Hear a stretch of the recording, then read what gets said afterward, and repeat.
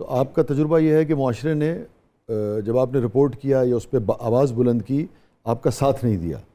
Selfish معاشرہ ہے. اچھا. اپنا آپ صرف نظر آتا ہے، یا تو کمپٹیشن کرنا اور آگے بڑھنا ہے، یا پھر حاصل کر لینا ایک بندے کو چاہے وہ اگلا بندہ برباد ہو جائے. Very sad. کیسے آپ سارے اس سے لڑتی رہیں؟ میں نے بہت ہارڈ ورک کیا ہے اور میں نے کبھی ہمت نہیں ہاری. میمونہ فیوریٹ میموری آپ کی؟ فیوریٹ میموری میرے انکل کے ساتھ میرا بچپن بہت خوبصورت گزرا ہے. جو ایک سکون کا، ایک آکسیجن کا ایلیمنٹ تھا نا. ڈیلی بیسس پہ ہم رات کو آؤٹنگ پہ جاتے تھے اور ہر ویکینڈ پہ ہم لوگ آؤٹنگ کے لیے جاتے تھے. ویکیشنز ہم لوگ کرتے تھے. آپ کے سگے چچا تھے وہ؟ نہیں چچا سکے. مگر کسی وجہ سے انہوں نے آپ کو پالا. وہ کیا خوبصورت انسان تھے. ان کی جیسا انسان دوبارہ نہیں میں نے دیکھا. ان کو آپ بہت، مجھے اندازہ ہوا کہ مس کرتی ہیں. بے شک. وہ اتنے نرم مزاج، کبھی اونچی آواز میں بات نہیں کی، کبھی انہوں نے مرد ہونے کا بھرم نہیں ڈالا. جس کو جو دے دیا سو دے دیا، کبھی اس کو یاد نہ کیا، جتایا نہیں، اور دے کے ہمیشہ خوش ہوئے. اور اللہ نے ان کو بہت نوازا تھا ان کی اسی ایبیلٹی کی وجہ سے. یہ دیکھیے کتنی خوبصورت بات ہے یہ کہ کوئی شخص اگر اچھا رویہ رکھتا ہے، اچھا انسان ہوتا ہے، تو کسی شخص کا، آپ جیسی خاتون کا، بچی کا بلڈ ریلیشن نہ بھی ہو مگر وہ اسے ایک اچھے انسان کے طور پہ یاد رکھتی ہے. میں سمجھتا ہوں یہ بڑی خوبصورت بات ہے کہ جب آپ اچھا رویہ رکھتے ہیں تو آنے والی نسلیں جو ہیں وہ آپ کو اچھے انسان کے طور پہ. انسان کو آگے جا کے بھی سکون تبھی ملتا ہے جب وہ اس دنیا میں سکون کما کے جاتا ہے اور دوسروں کو دے کے جاتا ہے. اصل میں کمائی وہ نہیں ہوتی ہے جو ہم میٹیریلسٹک چیزوں کو کما کے تو ہم جمع کر رہے ہوتے ہیں. وہ کوئی کمائی تھوڑی ہوتی ہے. ہم جب کسی کے لیے کچھ کرتے ہیں اس کی جو پازیٹیو انرجی ہوتی ہے وہ اصل کمائی ہوتی ہے. وہ انسان آپ سے وہ بہت محبت کرتے تھے. یہ بڑے خوبصورت رشتے ہوتے ہیں بعض اوقات. آپ دیکھیے کہ جس میں آپ کا صرف احترام کا تعلق ہوتا ہے اور کتنی وہ اہمیت ہماری زندگیوں میں اختیار کر جاتے ہیں.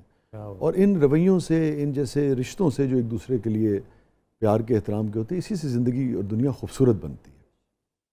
اللہ تعالیٰ انہیں غریق رحمت فرمائے. جیسے کہ آپ بتا رہی ہیں اتنے شاندار انسان تھے، اور جس طرح سے آپ نے، اور اسپیسیفکلی آپ بالکل کلیئر ہیں کہ آپ اگر اس انسان کی تعریف کر رہی ہیں تو اس کی وجوہات آپ نے بتائیں تو یقیناً بہت اچھے انسان ہوں گے. اور اللہ تعالیٰ آپ کو، آپ کے دکھ کو کم کرے، ان کے لیے بہت آسانیاں پیدا کرے، ان کے درجات بلند کرے.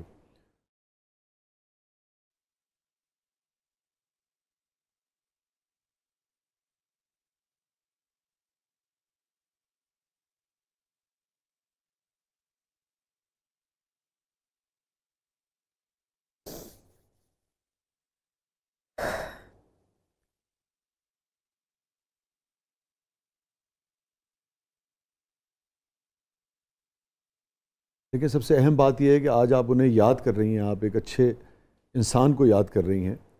اور کیونکہ دیکھیں جب آپ اچھے انسان کی نیکیوں کو یاد کرتی ہیں نا، تو میری تو یہ دین کی انڈرسٹینڈنگ ہے کہ ان کے درجات بلند ہوتے ہیں.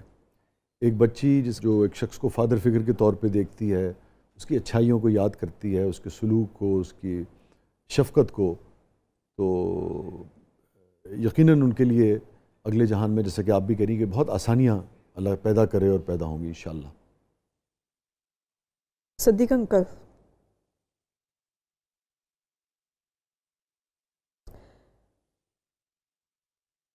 اس بندے نے کوئی کمی نہیں چھوڑی تھی سکون دینے کے لیے. کیونکہ جب میں چھوٹی تھی تو میرے پیرنٹس کی آپس میں اتنی انڈرسٹینڈنگ نہیں تھی، تو ان کے اکثر عموماً جھگڑے ہوا کرتے تھے، جس کی وجہ سے گھر کا ماحول بڑا اپسیٹ رہتا تھا. ڈومیسٹک وائلنس بڑا شدید ہوتا تھا. تو وہ ہمیں پروٹیکشن کے لیے جو ہے نا ہر وقت تیار رہتے تھے. روز آتے تھے دیکھنے کے لیے کہ یہ سب ٹھیک ہے کہ نہیں. اور ہمارے درد پہ وہ روتے تھے اور خوشی دینے میں کوئی کسر نہیں چھوڑتے تھے. تک میں اس بچی کے لیے آسانی پیدا کر سکوں اس کو. اور جب آخری لمحات تھے تب بھی وہ ایک ایک کو پکڑ کے بتاتے تھے. اتنی سی ہوتی تھی، چھوٹی سی ہوتی تھی جب مجھے ملی تھی. اور آخری دعا تھی ان کی کہ اللہ تجھے دینے والوں میں شمار کرے. میرے خیال میں ایک پیغام آپ کی بات سے دیکھیے یہ بھی جائے گا. ہم بہت اس پہ بات کرتے ہیں کہ جو غیر رشتے ہوتے ہیں اس سے معاشرے کے بچے بچیاں ہم نے دیکھا ہے کہ بہت سارے واقعات میں محفوظ نہیں ہوتے, اور یقیناً سب کو حدود کا خیال بھی رکھنا چاہیے, مگر اسی معاشرے میں ایسے لوگ بھی ہیں کہ جہاں پہ ایک بچی جو ہے بالکل اپنے والد کی طرح کسی شخص کا احترام کرتی ہے, کیونکہ اس نے اس کو بہت ایک پدرانہ شفقت کے ساتھ رکھا, اس کا خیال رکھا. تو یہ ایک معاشرے کا خوبصورت چہرہ بھی ہے. وہ ایک بہترین انسان تھے. مجھے لگتا ہے کہ ایسے انسان کا اس دنیا سے چلے جانا کل انسانیت کا نقصان ہے, اور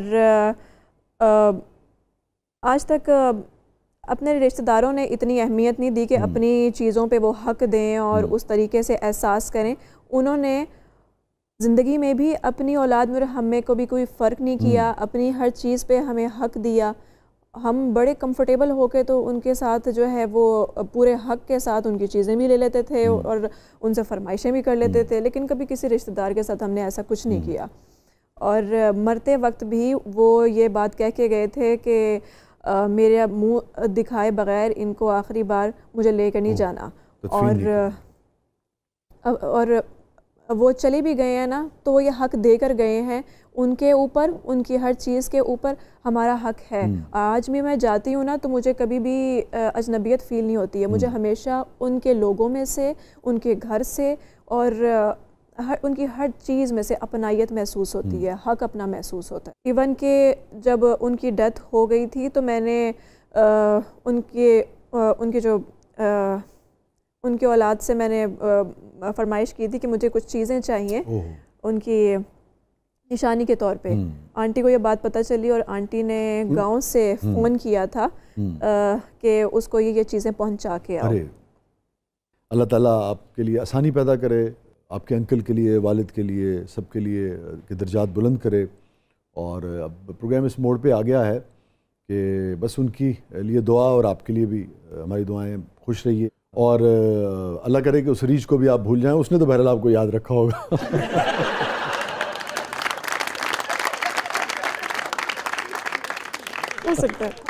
thank you for coming Maimoona, آپ آئیں, بہت اچھا لگا. Thank you so much, thank you for coming. Thanks for inviting. ناظرین, یہ تھا آج کا زبردست, پتہ نہیں کیوں بہت پرانی غزل کے 2 شعر مجھے یاد آ گئے کہ ابھی تو عشق میں ایسا بھی حال ہونا ہے, ابھی تو عشق میں ایسا بھی حال ہونا ہے کہ اشک روکنا تم سے محال ہونا ہے. ابھی تو عشق میں ایسا بھی حال ہونا ہے کہ اشک روکنا ہم سے محال ہونا ہے. اور یہ ان سب کے لیے جو اسٹرگل کر رہے ہیں, امید کا دامن نہیں چھوڑنا چاہیے کہ ملیں گی ہم کو بھی اپنے نصیب کی خوشیاں, ملیں گی ہم کو بھی اپنے نصیب کی خوشیاں. بس انتظار ہے کب یہ کمال ہونا ہے, اور انشاءاللہ ایک نہ ایک دن یہ کمال سب کی زندگی میں آئے گا. اجازت دیجیے.